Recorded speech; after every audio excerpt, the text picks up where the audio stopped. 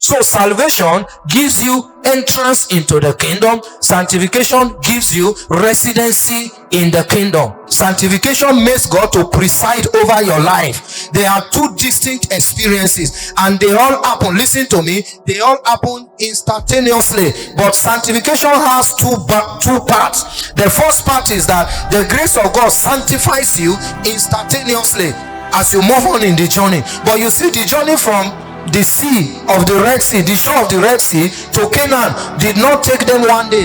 God intended that they will travel for 3 days and a half to arrive to Canaan. They eventually spent 40 years. In fact, many of them were consumed. Only Caleb and Joshua was of the first generation that left Egypt, that eventually got to the promised land.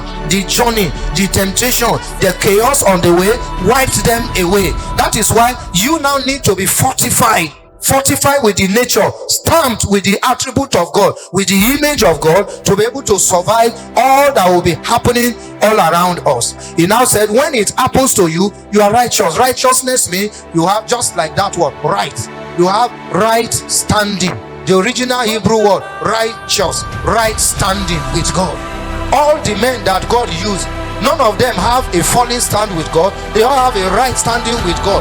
When Elijah came and said, I prophesy there will be no rain this 3.5 years, he said, before God whom I stand, he had a right standing with God. So there are dimensions of manifestation that you will never experience if you don't enter into this Christian experience. You need it. Something has now happened to us. There is a fruit that have now been planted inside us. So the placement of Satan in your life is evacuated. There is an evacuation that takes place, and it replaces it with the nature and the attribute of God. When that happened to you now, look at verse 26. He said that he might sanctify and cleanse it. That's it. With the washing of the water by the word tonight.